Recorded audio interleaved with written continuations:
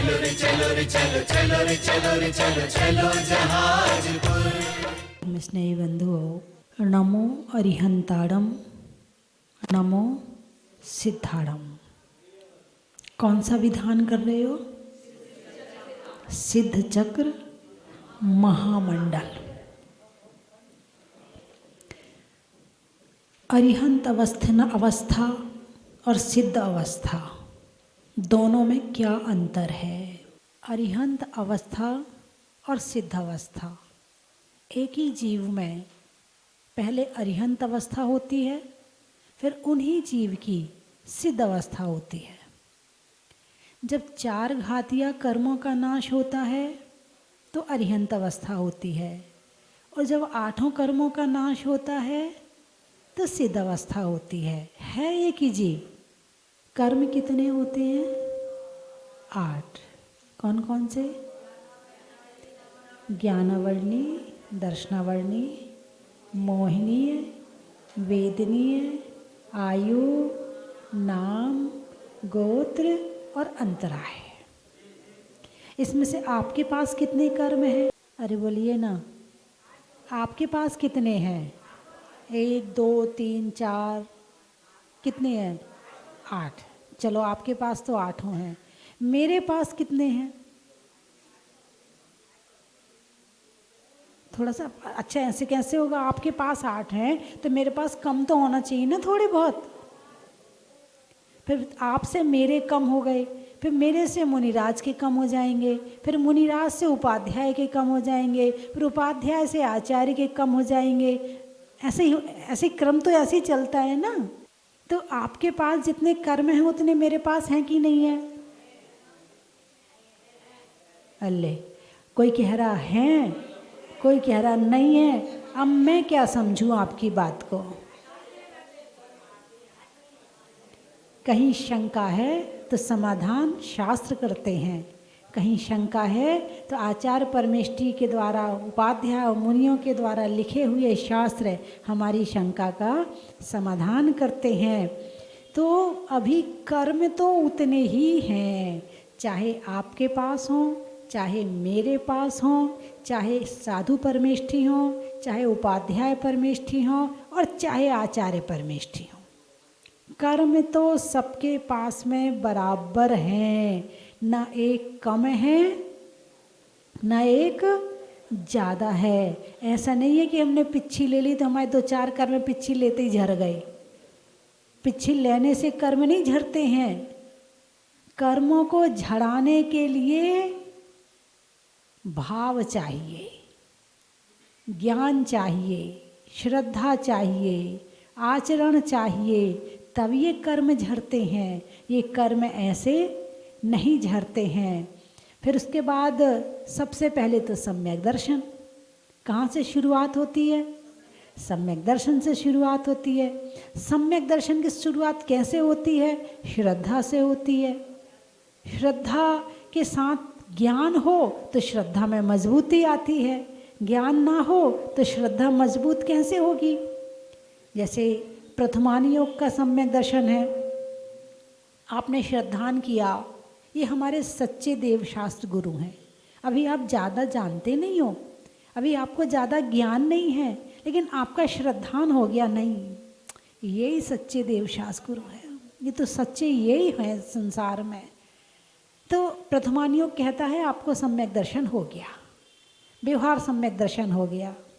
करुणान योग का सम्यक दर्शन देखो तो बोले क्रोध, मान, माया, लोभ अनंतानुबंधी, मिथ्यात्व, सम्यक मिथ्यात्व और सम्यक प्रकृति, इनका उपशम 6 उपशम हुआ, बोले सम्यक दर्शन अब होगा।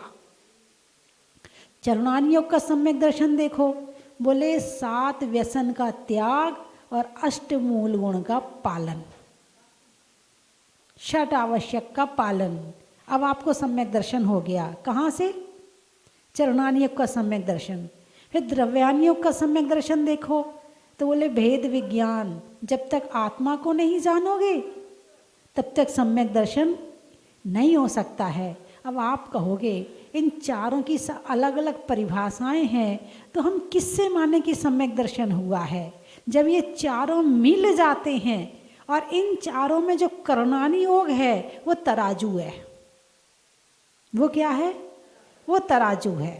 यदि क्रोध मान माया लोभ अनंतानुबंधी और मिथ्यात्व सम्यक मिथ्या सम्यक प्रकृति, जब तक इनका उपशम क्षय उपशम नहीं होगा तब तक सम्यक दर्शन होने वाला नहीं है। जो निर्णय होता है, जो न्याय होता है, वो यहाँ से होता है, और जो तीन हैं वो पुरुषार्थ हैं, वो मेहनत करने के तरीके हैं। और जब मेहनत कर ली, और जब ये जो कर्म की स्थिति मैंने भी बताई है, इनका उपशम क्षय क्षोपशम हुआ, तो समझना सम्यक दर्शन प्राप्त हो गया। और नहीं तो बाकी ऐसा नहीं कि अब पता नहीं होगा कि नहीं होगा, पता नहीं उपशम हुआ कि नहीं हुआ। नहीं, आपका काम तो प्रथमान योग, चरणान योग और द्रव्यान योग पर पुरुषार्थ करना है। और कर्णान योग ये धर्म है, प्रथमान योग श्रद्धा है, चरणान योग आचरण है, और द्रव्यान योग अंदर में लीन होने की बात है। ये तीन काम आपको करने हैं, तो चौथा काम करना नहीं पड़ेगा, वो अपने आप हो जाएगा। कर्णान योग तो थर्मामीटर है। क्या? कर्णान योग तो थर्मामीटर है कि चलो अब तुम्हारे कर्मों का उपशम क्षय उपशम हो गया, अब तुम्हें सम्यक दर्शन हो गया, वो हरी झंडी दिखा देगा। लेकिन प्रथमान योग का सम्यक दर्शन थोड़ा ऊपर से दिखता है। भाई आदमी मंदिर आता है, चावल चढ़ाता है, धर्म की चर्चा भी करता है, सबकी सहायता भी करता है, सहयोग भी करता है, दिख रहा है थोड़ा ऊपर से सम्यक दर्शन। चरणान योग का सम्यक दर्शन भी दिख रहा है कि भाई 7 व्यसन का त्याग है, बाजार का नहीं खाता है, मांसाहार नहीं करता है, शाकाहारी है ना, और शिकार नहीं खेलता है, जुआ नहीं खेलता है, परिस्त्री सेवन नहीं करता है, वेश्यागमन नहीं करता है, चोरी नहीं करता है। चलो इसको जो है चरणान योग का सम्यक दर्शन दिख रहा है। द्रव्यान योग का सम्यक दर्शन स्वाध्याय करता है, आत्मा की चर्चा करता है, परमात्मा की चर्चा करता है, अंदर जाने का प्रयास करता है, ध्यान करता है, दिख रहा है। लेकिन इन सब के बाद कर्म में परिवर्तन आया कि नहीं आया, वो बताएगा कर्णानी योग, और वो ही नहीं दिखता है। तीन तो फिर भी नजर आ जाते हैं, मगर नहीं दिखता तो कर्णान योग का सम्यक दर्शन नहीं दिखता। अवधि ज्ञानी जान सकते हैं कि आपको सम्यक दर्शन है कि नहीं है। क्यों? क्योंकि अवधि ज्ञान में जो जघन्य सबसे सूक्ष्म से सूक्ष्म देखने वाले हैं, वो कर्म परमाणुओं को देख सकते हैं अवधि ज्ञानी। यदि अधिक से अधिक अवधि ज्ञानी देखे तो वो तीनों लोकों को देख सकते हैं, और सूक्ष्म से सूक्ष्म देखें तो वो कर्म परमाणु और जो अणु हैं उसे देख सकते हैं। तो वो बता सकते हैं कि आपको सम्यक दर्शन है या नहीं है। बाकी मति ज्ञान और श्रुत ज्ञान का विषय सम्यक दर्शन जानना नहीं है, प्राप्त तो कर, जो प्राप्त होगा वो श्रुत ज्ञान के माध्यम से ही होगा। क्या? जो सम्यक दर्शन प्राप्त होगा वो श्रुत ज्ञान के पुरुषार्थ से होगा, उपशम क्षय उपशम से होगा। अवधि ज्ञान तो जानने का काम करेगा, हुआ है या नहीं हुआ है, ये काम अवधि ज्ञानी। और फिर केवल ज्ञानी की तो क्या पूछना है, मना पर्याय ज्ञानी तुम्हारे मन की जान लेगा। लेकिन जो केवल ज्ञानी है वो तीनों लोकों की, तीनों कालों की बात को एक साथ जानते हैं। कौन? केवल ज्ञानी। तो केवल ज्ञानी कौन होते हैं? अरिहंत भगवान या सिद्ध भगवान? अरे बोलिए ना। अरिहंत भगवान होते, तो सिद्ध भगवान केवल ज्ञानी? अरे कुछ कह रहे होते हैं, कुछ कह रहे नहीं होते हैं। भाई मैं बटन तभी दबाऊंगी जब आप सब एक हो जाएंगे। हाँ, केवल ज्ञानी किस किस को होता? अरिहंत भगवान को या सिद्ध भगवान को? कुछ लोग अभी मुझे देख रहे हैं, माता जी आप ही बता दो। हमने तो हैं कुछ लोग पढ़ के आए हैं, हाँ पक्का दोनों को होता है, कुछ अभी डाउट में है, पता नहीं होता कि अरिहंत भगवान छोटे हैं और सिद्ध भगवान बड़े हैं। अब बताओ किसको होता है केवल ज्ञान? भाई अरिहंत भगवान छोटे हैं, सिद्ध भगवान बड़े हैं, तो केवल ज्ञान किसको होगा?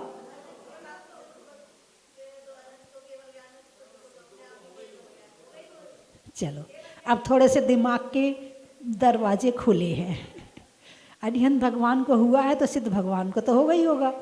अच्छा ऐसे थोड़ी होता है, देखो अभी हमें मति ज्ञान है, श्रुत ज्ञान है। कौन सा ज्ञान है? मति ज्ञान है, श्रुत ज्ञान है। तो जब हम अरिहंत भगवान बनेंगे तो हमें मति ज्ञान श्रुत ज्ञान रहेगा क्या? अरे बोलिए ना, अभी हमें मति ज्ञान श्रुत ज्ञान है कि नहीं है? है। तो जब हम अरिहंत भगवान बनेंगे तो हमें मति ज्ञान श्रुत ज्ञान रहेगा क्या?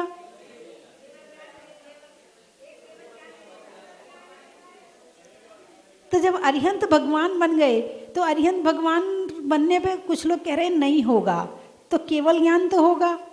तो जब अरिहंत भगवान को केवल ज्ञान है तो जो सिद्ध भगवान है उनको उससे बड़ा ज्ञान होना चाहिए ना, वही वाला ज्ञान कैसे होगा? मति ज्ञान श्रुत ज्ञान से बड़ा है केवल ज्ञान, ठीक है। तो जब मति केवल ज्ञान हुआ तो मति श्रुत चला गया, कहाँ चला गया?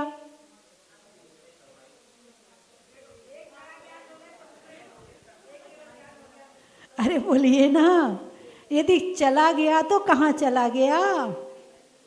देखिए जैसे एक लालटेन है, शीशा लगा हुआ है, आप सब लालटेन वाले ज़माने के भी बैठे हो यहाँ पर, और जो बच्चे उन्होंने भी देखी होगी, है ना, लालटेन तो देखी होगी। अब तो घर में इन्वर्टर है, जनरेटर है, तो लालटेन की ज़रूरत ही नहीं पड़ती है ना।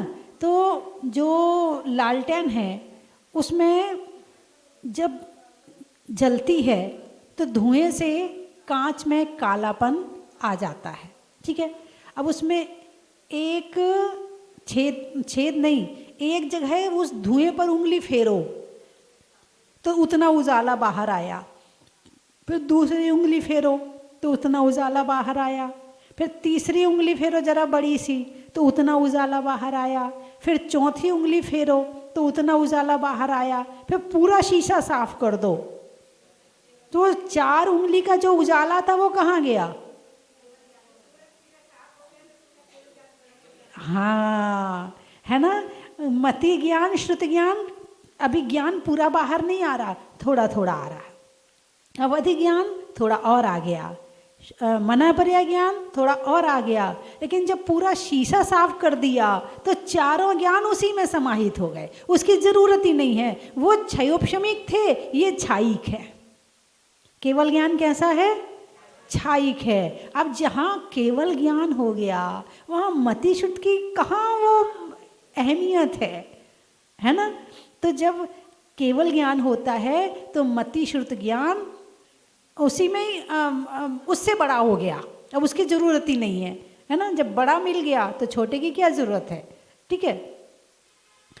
अच्छा, अब सिद्ध भगवान बन गए, अरिहंत भगवान से सिद्ध भगवान बन गए, तो फिर उससे बड़ा वाला ज्ञान होना चाहिए।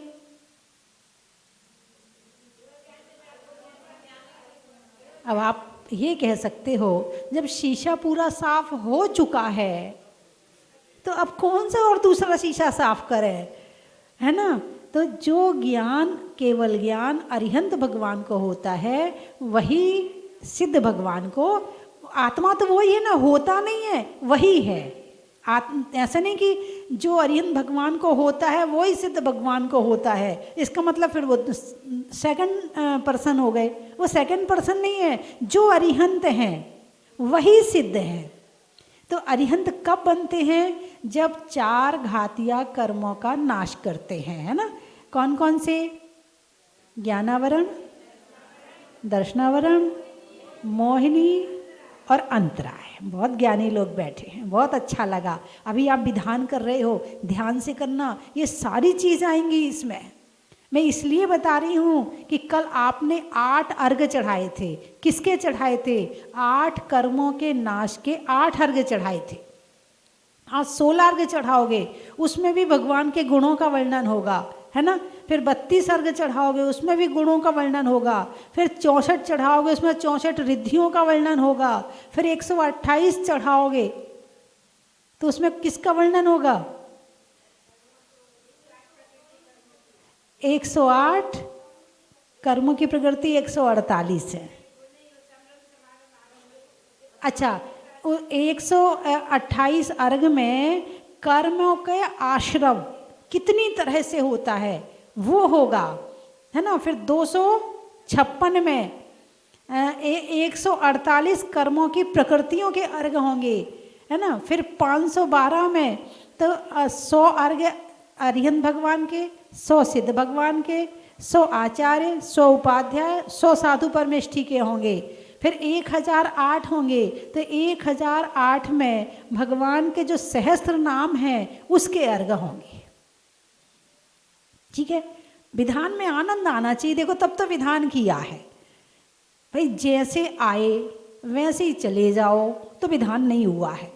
बच्चा जैसा स्कूल में जाए, बिना पढ़े वैसे ही आ जाए, बस कॉपी पलटाता रहा और आ गया, पढ़ा कुछ नहीं, बस कॉपी पेन को ऐसे यूज करता रहा, उसने कुछ भी नहीं किया, क्या कहोगे?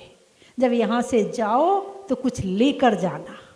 क्या लेकर जाना? यहाँ का आनंद लेकर जाना कि आपने विधान में क्या किया है।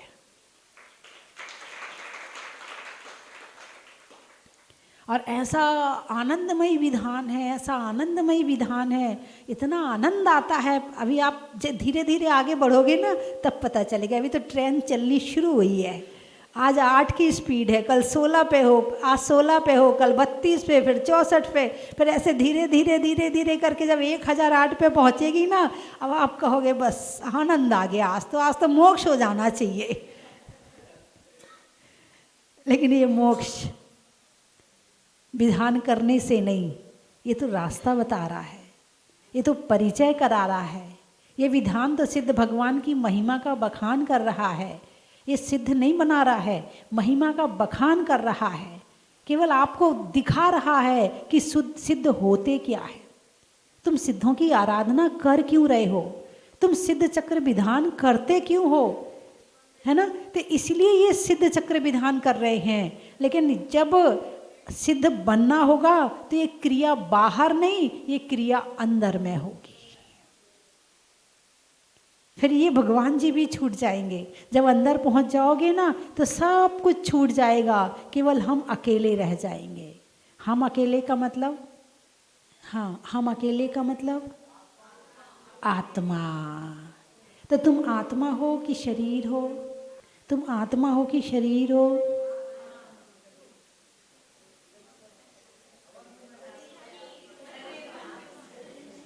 तुम आत्मा हो या शरीर हो? हैं? शरीर हो। आत्मा कैसे हो? कैसे तुम आत्मा हो? आप मुझे सिद्ध करके बताओ कि तुम आत्मा कैसे हो।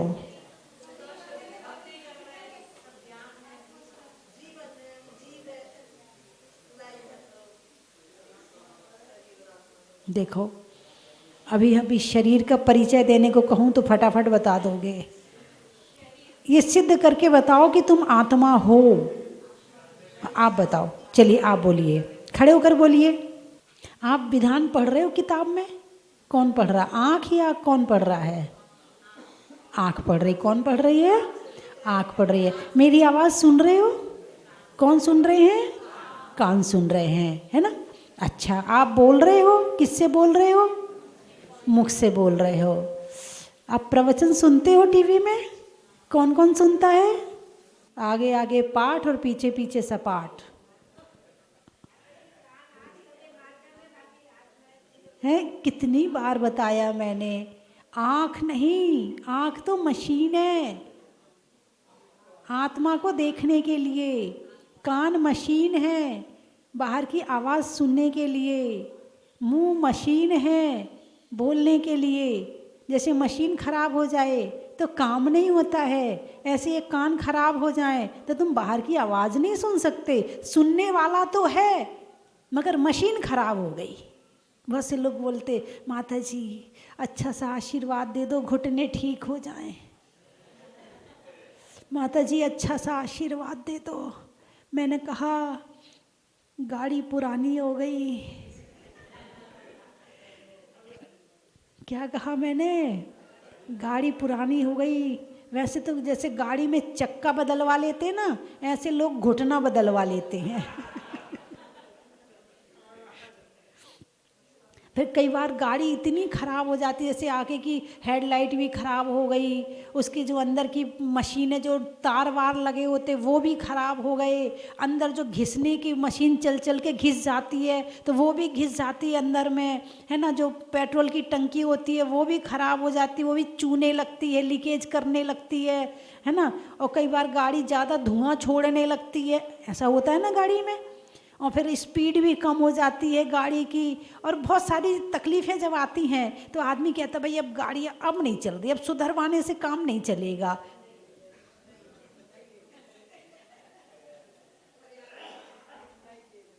अरे बोलिए ना, आप बात समझ गए मेरी? क्या समझ गए? जब आँखों से दिखाई ना पड़े, कानों से सुनाई ना पड़े, पेट में भोजन ना पचे, लीकेज शुरू हो जाए, लीकेज समझ गए? हाँ, लीकेज जब ज़्यादा होने लगता है तो वो उसमें भी दिक्कत आने लगती है। घुटने खराब हो जाएं, कमर जवाब दे दे, हैं गला खराब हो जाए, तो फिर कहते हैं, फिर ये नहीं कहते गाड़ी पुरानी हो गई दूसरी चाहिए, ये कहते माता जी आशीर्वाद दो इसी को ही ठीक कर ले। उस गाड़ी को बेचकर तुम नई खरीदना चाहते हो, मगर इस गाड़ी को छोड़ना नहीं चाहते हो, क्योंकि इससे मोह कर लिया है। इसको तुमने गाड़ी नहीं समझा है, इसको तुमने खुद समझ लिया कि मैं यही आत्मा हूं।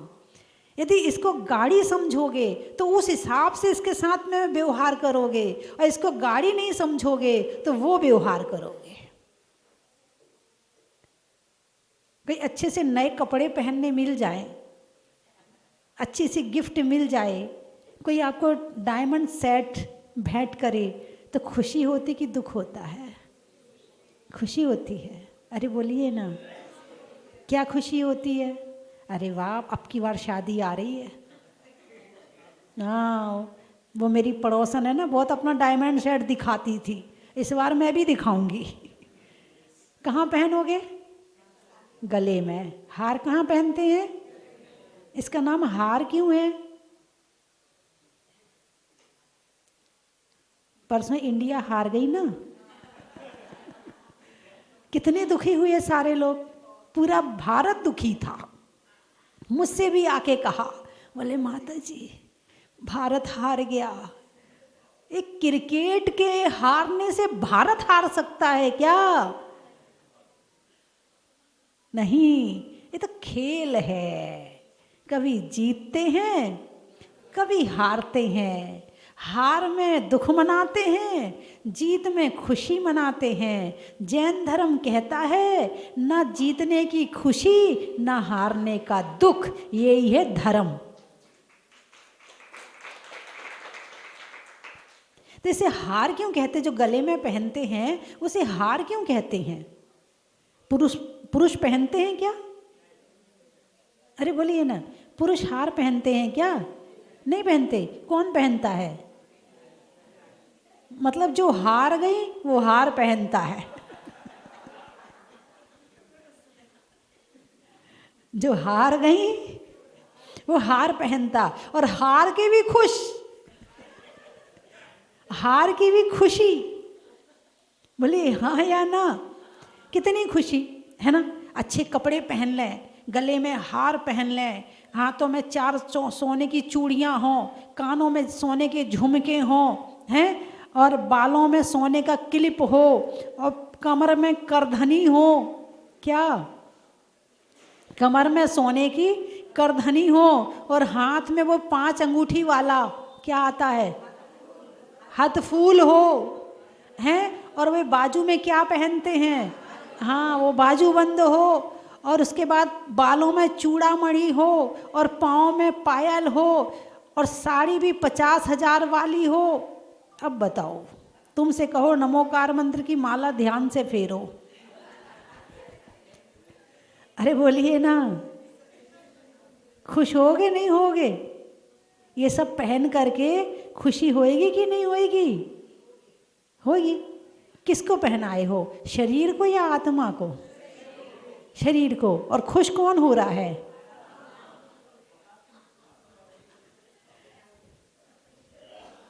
पहनाया किसको है और खुश कौन हो रहा है? मतलब ये मतलब पड़ोसी के यहाँ करोड़ रुपए आए हैं और खुश हो रहा है दूसरा पड़ोसी। ये तो बात ऐसे ही हो गई ना भाई। डायमंड सेट तो मिला है पड़ोसी को और खुश हो रहा है ये पड़ोसी, तो आप उसको क्या कहोगे? नहीं नहीं, मैं नहीं कह रही हूं। हैं? इस शरीर से इतना मोह रहता है कि बुढ़ापे तक ला थोड़ी मेहंदी मैं भी लगा लूं। और बहू को नई साड़ी आई और सास को नहीं आई तो सास तो बस दुख सागर में डूब गई। मुझे तो कोई चाहता ही नहीं है, मुझे तो कोई साड़ी लाके देता ही नहीं है। सब बहू को पूछते हैं, उसी को आवाज़ लगाते हैं, मुझे तो कोई पूछता ही नहीं है। साड़ी के नहीं आने से आत्मा की कीमत कम होती है क्या? कि तुमने अच्छी साड़ी पहन ली तो तुम्हारी आत्मा बहुत अच्छी हो गई, तुमने अच्छा डायमंड सेट पहन लिया तो तुम्हारी बहुत कीमत। यदि इससे कीमत हो रही होती तो फिर तो साधु संतों को और पहनना चाहिए था, और उनने तो सब छोड़ दिया। और हमारे भगवान के पास तो कुछ भी नहीं है। तो सुखी कौन है, हार पहनने वाला या बिना हार वाला? देख लो, घर में टेंशन कर तो नहीं रहे? देवरानी जिठानी के बंटवारे में किसी को कम आ गया हो, किसी को ज़्यादा आ गया हो तो टेंशन चल रही हो। उसने हार रख लिया, छिपा लिया, मुझे नहीं दिया, टेंशन चल रही हो। अरे बोलिए ना, क्यों बनते हैं ये बाहर की वस्तुएं जितनी हैं, आत्मा को छोड़कर बाहर की जितनी वस्तुएं हैं, इनसे जो मोह होता है वो दुख का कारण है। किसका कारण है? दुख का कारण है। और ये दुख बाहर से आ रहा है। कहाँ से आ रहा है? बाहर से। सुख कहाँ से आता है? अंदर से आता। सच्चा सुख अंदर से आता है, और जो झूठा सुख है वो बाहर से आता है। तो कौन से वाला सुख अच्छा है? अंदर वाला। अभी आप किन की पूजा करने बैठे हो? अरे बोलिए ना भाई। आपको हार मिल गया तो सुखी, और नहीं मिला तो दुखी। अच्छे कपड़े मिल गए तो सुखी, नहीं मिले तो दुखी। लेकिन जब ये इसकी जरूरत ही नहीं है तो सुख भी और दुख भी, सांसारिक सब गया।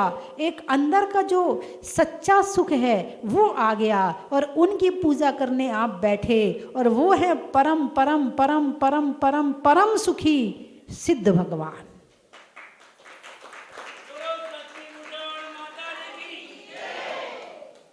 शरीर भी नहीं है, कर्म भी नहीं है, शुद्ध आत्मा।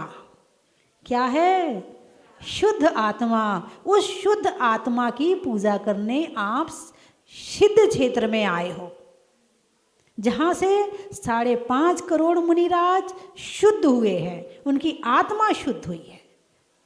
जैसे एक गिलास में शुद्ध दूध है और एक गिलास में शुद्ध पानी है, ठीक है। अब हमने शुद्ध पानी को और शुद्ध दूध को मिला दिया तो दूध कैसा है? शुद्ध रहा ना? अरे बोलिए ना, शुद्ध रहेगा कि नहीं रहेगा?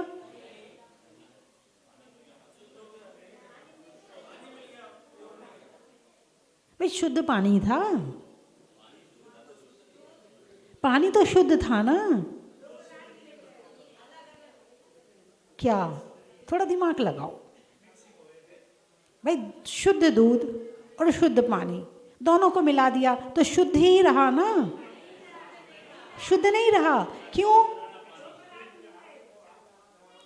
दूध की जाति अलग है और पानी की जाति अलग है। भले दोनों शुद्ध थे, लेकिन दोनों मिलने पर अलग जाति की वस्तुएं अशुद्ध हो जाती हैं। चलिए, मैं 3 चीज़ें बोलूँगी, आपको कहना बड़ा ही महत्व है। राही में पंथ का, गिनती में अनंत अनंत का, और नमोकार में अरिहंत का, मनुष्यों में वृद्ध का, मुनियों में रिद्धि का, और नमोकार में सिद्ध का, भारत में आर्य का, स्कूल में प्राचार्य का, और नमोकार में आचार्य का, बड़ा ही महत्व है। बच्चों में बाय बाय का, पढ़ने में अध्याय का, और नमोकार में उपाध्याय का, बड़ा ही महत्व है। मेवे में काजू का, चमत्कार में जादू का, और नमोकार में साधु का, बड़ा ही महत्व है। खेत में धान का, शादी में पान का, और होने वाले विधान का, बड़ा ही महत्व है। हिंदी में मात्रा का, स्कूल में छात्रा का, और आप सबकी सोनागिर की यात्रा का, बड़ा ही महत्व है। कल तो बता बियर का, छोड़ने में बियर का, और आने वालों में ग्वालियर का, बड़ा ही महत्व है। मनवाड़, अच्छा, बाग में बाढ़ का, जंगल में झाड़ का, और आने वालों में मनवाड़ का, बड़ा ही महत्व है। दीमापुर, गाने में सुर का, नृत्य में नूपुर का, और आने वालों में दीमापुर का, बड़ा ही महत्व है। और आने वालों में कलकत्ता का, बड़ा ही महत्व है। नागपुर, देवों में असुर का, रिश्तों में ससुर का, और आने वालों में नागपुर का, बड़ा ही महत्व है। उदयपुर, अच्छा, पशुओं में खुर का, गाने में सुर का, और आने वालों में उदयपुर का, बड़ा ही महत्व है। जोर से बोलिए। भोपाल, अच्छा, सिर पर काले बाल का, पूछने में हाल का, और आने वालों में भोपाल का, बड़ा ही महत्व है।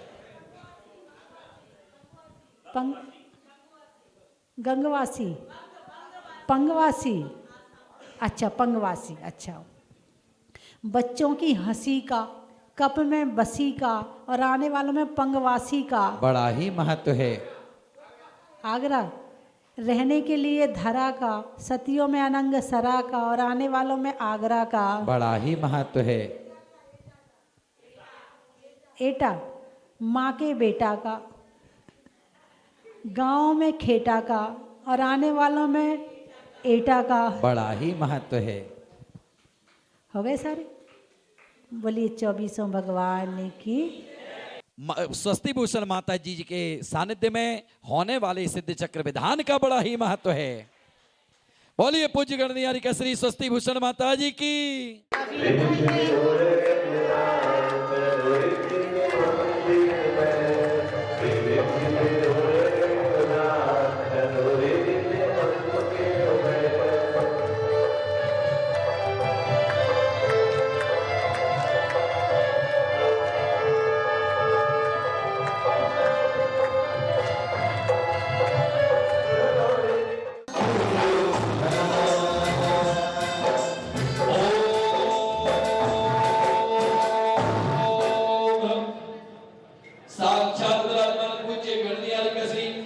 स्वस्ति भूषण माता जी के पावन श्री चरणों में अनुष्ठान करता समस्त परिवार की ओर से जल फलानि अर्घ्यं निर्वपामि।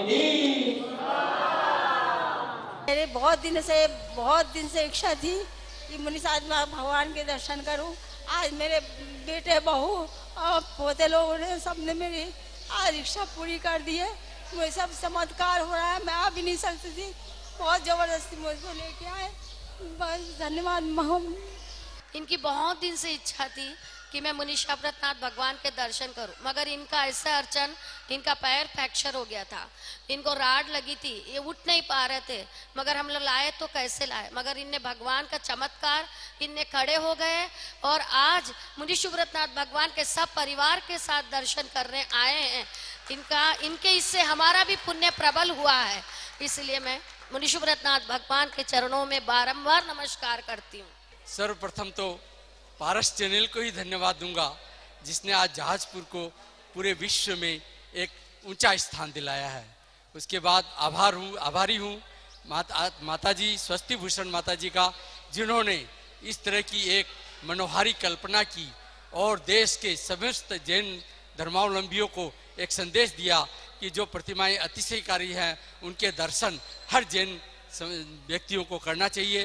देव दर्शन, देव शास्त्र, गुरु की भक्ति में हमेशा रमे रहना चाहिए और यहाँ तीर्थ पर आकर इस संदेश को अपने मन में मजबूत करने का बलीभूत संदेश हमें देती है। साथ ही इस क्षेत्र की जो नई योजना देव शास्त्र गुरु शास्त्रों की संवर्धन और संरक्षण के लिए जो कार्य किया जा रहा है वो वास्तव में अद्भुत है, विचित्र है और इस सभी में पूरे देशवासियों को मिलकर इसमें सहयोग देना चाहिए। धन्यवाद। जय जिनेंद्र।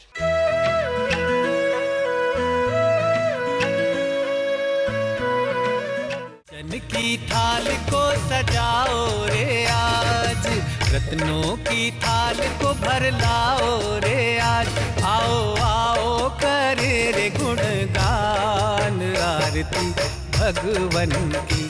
आओ आओ करे गुणगान आरती भगवन की। आओ आओ करे रे गुणगान आरती भगवन की।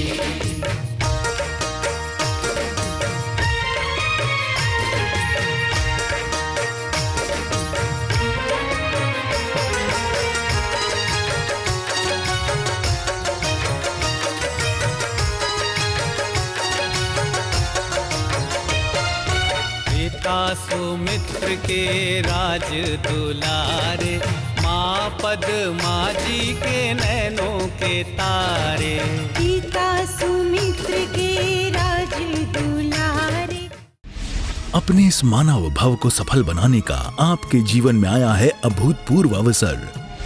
स्वस्ति धाम प्रणेत्री परम विदुषी लेखिका भारत गौरव आर्यका श्री स्वस्ति भूषण माता जी की पावन प्रेरणा एवं मंगल आशीर्वाद से मध्य प्रदेश की धन्य धरा पर स्थित सिद्ध क्षेत्र सोनागिर के पवित्र पर्वत पर बन रहा है भव्याति भव्य सहस्त्रकूट जिनालय। आप अपने व अपनों के नाम से एक प्रतिमा अथवा एक से अधिक प्रतिमाएं विराजमान कर सहस्त्र पुण्य के भागीदार बने। एक प्रतिमा की न्यौछावर राशि 1,11,000 रुपए मात्र। अपनी स्वीकृति प्रदान करने हेतु दिए गए नंबरों पर शीघ्र संपर्क करें।